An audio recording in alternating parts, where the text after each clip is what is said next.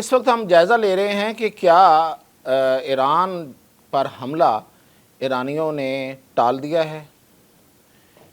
اور دوسرے نمبر پہ دوسرا حملہ، اور دوسرے نمبر پہ ہم دیکھیں گے کہ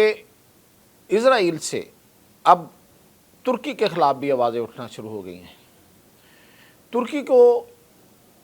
اسرائیل کے جو صہیونیت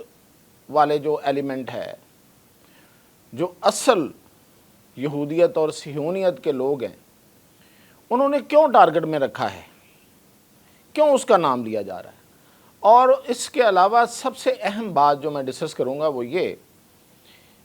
کہ ایران پر حملے کے دوران اسرائیل کے ایسے ڈرون گرے جن کو گرانا بہت مشکل تھا، اور ایران کا ایئر ڈیفنس سسٹم ڈیڈ تھا، تو کیسے گرے؟ اور اسی کا دوسرا حصہ کہ اسرائیل نے جتنے سسٹم اپنی حفاظت کے لیے حاصل ہو سکتے تھے پوری دنیا سے وہ لے کے اس نے لگائے ہوئے تھے، اس کے باوجود ایرانی میزائل کیسے جا کے اس پورے 3 سے 4 سسٹم کو کراس کر کے کیسے ہٹ کرتے رہے؟ تو اس کی کچھ اہم معلومات حاصل ہوئی ہیں۔ تو ان سب چیزوں کے ساتھ میاں طاہر دیکھیں، سب سے پہلے تو ہم دیکھتے ہیں کہ پچھلی رات ٹرمپ نے ایک بیان دیا، وہ اکثر بولتے رہتے ہیں، اور انہوں نے یہ طریقہ کار اپنایا ہے کہ میڈیا گریب کرو۔ وہ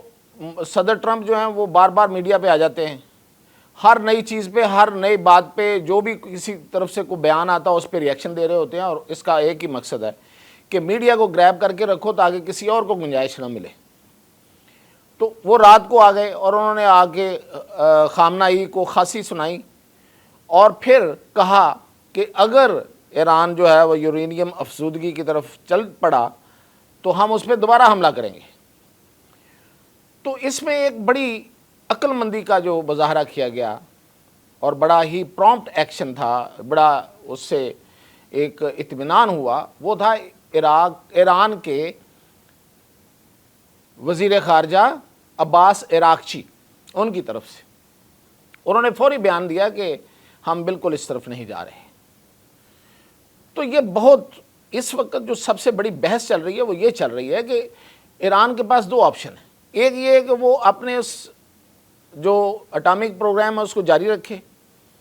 اور مسلسل کنفلکٹ میں رہے۔ ظاہر ہے جب آپ جاری رکھیں گے تو اسرائیل کو اور کیا چاہیے؟ یہودی جو اصل میں ایران کے دشمن ہیں، وہ ان کو اور کیا چاہیے کہ وہ فضا بنا کے رکھیں گے اور امریکہ کو اکسائیں گے۔ تو ظاہر ہے کہ پھر وہ سینکشنز بھی رہیں گی، وہ پابندیاں بھی رہیں گی، اور ایران کے اوپر دوبارہ حملے کا خطرہ بھی موجود رہے گا۔ دوسرا آپشن یہ ہے کہ وہ وقتی طور پہ اس پروگرام کو ٹال دے اور اپنے باقی دفاع پر توجہ دے، یعنی کہ اپنی ایئر فورس کو مضبوط کرے، اپنے میزائل پروگرام کو مزید مضبوط کرے، اپنے نیول فورس کو مضبوط کرے، اور خاص طور پہ اپنی اکانومی کو مضبوط کرے اور اپنے پر لگنے والی پابندیاں کو اٹھوائے، تاکہ وہ اچھی ایک ڈائنامک معیشت کے طور پہ ابھر کے سامنے آئے۔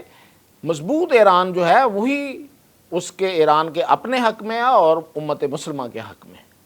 یہ بحث ہے۔ بہرحال یہ عراقچی کا جو بیان تھا وہ بڑا قابل تحسین ہے۔ اب آگے چلتے ہیں کہ ترکی کا نام کیوں آ رہا ہے؟ تو یہ ایک اسرائیل کا ایک کوئی بندہ ہے جو ان کے براڈ کاسٹ سرکاری جو ان کے ادارے ہیں اس کے براڈ کاسٹ کے، یعنی کہ ریڈیو ٹی وی، اس کا وہ ہیڈ رہا ہے اور ایک بنیاد پرست یہودی ہے۔ اس نے ایک انٹرویو دیا اور اس نے یہ کہا ہے کہ ہمارا اگلا ٹارگٹ جو ہے وہ قطر ہوگا، اور قطر کے بعد ترکی ہوگا۔ قطر کا تو خیر انہوں نے نام لے لیا، اور اس میں اس کا کہنا یہ تھا کہ چونکہ 7 اکتوبر یعنی کہ جو حماس نے حملہ کیا تھا اس کا ذمہ دار قطر ہے، تو ہم اس کو سمجھتے ہیں اس سے بدلہ لیں گے۔ اس پہ تو خود اسرائیل میں ایک بحث ہے کہ وہ حملہ ہوا تھا یا کروایا گیا تھا۔ اور اس کے بعد اس نے کہا ہے کہ ترکی، اور ترکی کی اس نے جو وجوہات دی ہیں وہ بڑی قابل توجہ۔ وہ یہ کہتا ہے کہ جی جو اردوان ہے ترکی کے صدر، طیب اردوان وہ بڑا پاورفل آدمی ہے، اس کی بڑی فین فالوئنگ ہے، وہ ترکی میں بھی بڑا مضبوط ہے اور ترکی کے باہر بھی بڑا مضبوط ہے، اور وہ ایک اسلامک بلاک بنانے جا رہا ہے، اور اس کی آرمی بڑی مضبوط ہو گئی ہے، اور اس نے دفاع میں یعنی کہ دفاعی ساز و سامان میں بڑی ترقی کی ہے، تو اس لیے اس کو ٹارگٹ کرنا بڑا ضروری ہے۔ اب یہ جو اس طرح سے ٹارگٹ جو کرنے کی جو بہانے ہیں یا جو ٹارگٹ ڈھونڈے جاتے ہیں، اس کی ایک ہی ان کے پاس کرائٹیریا ہے، وہ یہ ہے کہ کوئی مسلمان ملک دفاعی لحاظ سے مضبوط نہ ہو، اور وہ جو دفاعی لحاظ سے مضبوط ہوگا وہ ان کے ٹارگٹ پہ ہوگا۔ اور آپ کو پتہ ہے کہ ترکی نے جس طریقے سے اپنی دفاعی صلاحیت میں اضافہ کیا ہے، گو کہ وہ ایک اٹامک پاور نہیں ہے، لیکن انہوں نے 6 جنریشن جہاز بنانے کی طرف جا رہے ہیں، اور انہوں نے پاکستان کو آفر کیا ہے، پاکستان نے وہ آفر قبول بھی کر لیا ہے، اور اب وہ جو کان طیارہ ہے 6 جنریشن طیارہ جو ابھی تک امریکہ نہیں بنا سکا، اس کی پروڈکشن جو ہے وہ پاکستان اور ترکی مشترکہ طور پہ کریں گے۔ اس کی آزمائشی پروازیں انہوں نے کر لی ہیں، یعنی کہ جہاز ایک دفعہ ٹیسٹ ہو چکا ہے، اب وہ بنانے کا جو کام ہے وہ پاکستان اور ترکی میں ہوگا۔ اور اس کے علاوہ انہوں نے ایک پائلٹ کے بغیر جہاز بنایا، اور بڑا زبردست جہاز ہے، وہ جدید جہاز ہے، پائلٹ نہیں ہوگا، باقی سارے کام وہ فائٹر جیٹ والے کرے گا، اور جو اس کے ڈرونز ہیں وہ تو دنیا مانتی ہے اس کو، اور ظاہر ہے کہ پاکستان نے بھی ٹیسٹ کیے ہیں۔ تو اس وجہ سے وہ ترکی کو نشانہ بنانا چاہ رہے ہیں اور ترکی کی طرف وہ آنا چاہ رہے ہیں۔ اور اردوان نو ڈاؤٹ کہ اردوان نے جو پہلے ایک انڈونیشیا کا دورہ کیا تھا، ملیشیا، انڈونیشیا، اور وہاں سے وہ پاکستان آئے تھے، تو اس وقت وہ مسلم امہ کا تصور لے کے ہی آئے تھے، ابھی ٹرمپ نے حلف نہیں اٹھایا تھا، تو یہ ان دنوں کی بات ہے۔ تو وہ مسلم امہ کا ایک اتحاد بنانا چاہتے ہیں، مسلمانوں کا ایک اتحاد بنانا چاہتے ہیں، اور اس کی اکانومی بھی بڑی مضبوط ہے، اور ترکی جو ہے وہ ویسے بھی یورپ کا حصہ ہے، تو اس کی بڑی اپنی حیثیت ہے، اس لیے اس کو نشانہ جو ہے وہ بنانے کی بات کی جا رہی ہے۔ اب آتے ہیں کہ ایران کا تو ایئر ڈیفنس سسٹم جو ہے وہ ختم ہو گیا تھا، اس کو تو اسرائیل نے پہلے ہیک کر دیا، پھر اس کو نشانہ بنایا اور ویسے ہی ختم کر دیا۔ تو ایران کے اندر جو ایٹان نامی ایک اسرائیلی جو ڈرون ہے وہ کیسے گرتے رہے، یہ ابھی آپ دیکھ رہے ہیں سکرین پہ اس کی فوٹوز، یہ ڈرون جو ہیں یہ گرے ہوئے ہیں جگہ جگہ، اور ان کی حالت کیا ہوئی ہے۔ یہ وہ والا ڈرون ہے، اگر میں اس کی آپ کو کچھ تفصیل بتاؤں کہ یہ ڈرون جو ہے ایک، اس کو ہیرون ٹی پی یا ایٹون کہتے ہیں، یہ ایک ڈرون جو ہے یہ 35 سے 45 ملین ڈالر کا بنتا ہے، یہ 35 سے 45 ملین ڈالر کا ایک جہاز پڑتا ہے ان کو، یہ ڈرون پڑتا ہے، اور یہ کئی ڈرون وہاں پہ گرا دیے گئے۔ تو ایران کے پاس تو ایئر ڈیفنس سسٹم ہی نہیں تھا، تو وہ کیسے گرائے۔ پھر اس سے اگلا سوال جو بڑا اہم ہے وہ یہ ہے کہ اسرائیل نے جو اپنا ایئر ڈیفنس سسٹم جو ہے وہ جو بنایا تھا، جس سے وہ اپنی بچت کرنا چاہ رہا تھا، اس نے اپنی پوری فضا کو پہلے آئرن ڈوم سے کور کیا، پہلا جو اس کی ڈیفنس لائن تھی وہ تھی آئرن ڈوم، اور اس کے بعد اس کا تھا ایرو 2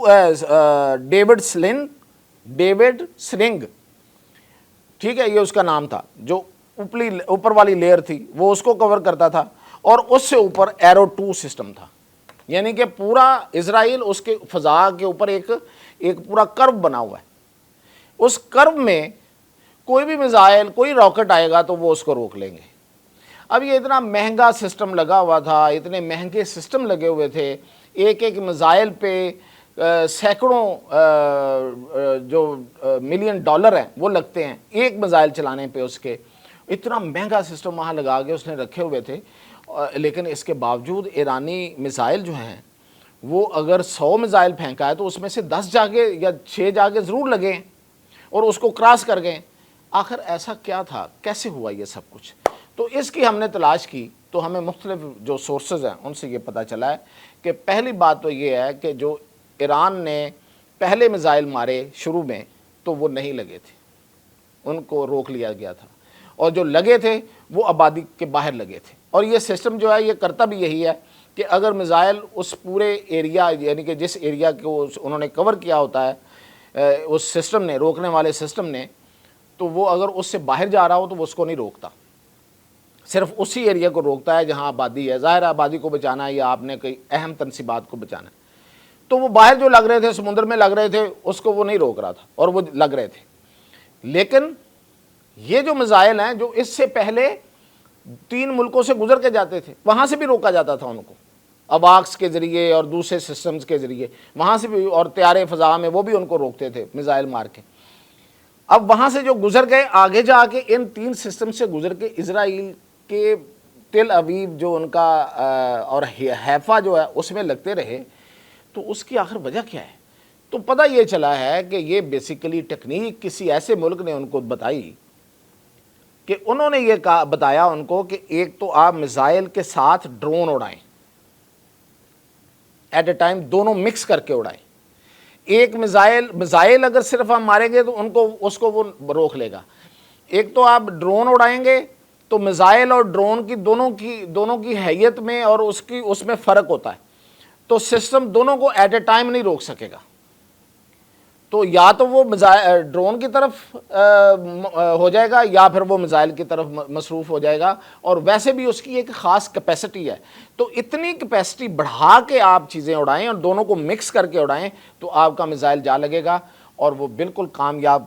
ثابت ہوا اور ان کے میزائل لگنا شروع ہوئے، اور جس طریقے سے پھر تباہی ہوئی ہے وہ آپ نے سب دیکھ لی. اسی طرح وہ جو میں آپ کو بتا رہا ہوں جو ہیرون TP اتنا مہنگا اسرائیل کا جو ڈرون ہے وہ ایران کے اندر نشانے بنتے رہے، تو اس میں بھی اسی ملک کا ہاتھ تھا.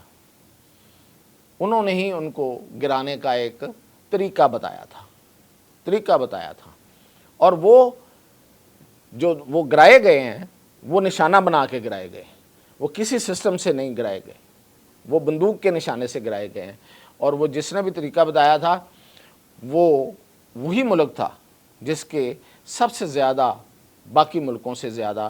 اس کے ایران میں مفادات تھے، اور وہ چین تھا. تو یہ ہمیں اطلاع ملی ہے، میں نے کہا آپ کو اپڈیٹ کرتا ہوں. تو اس کے ساتھ ہی اجازت دیجیے.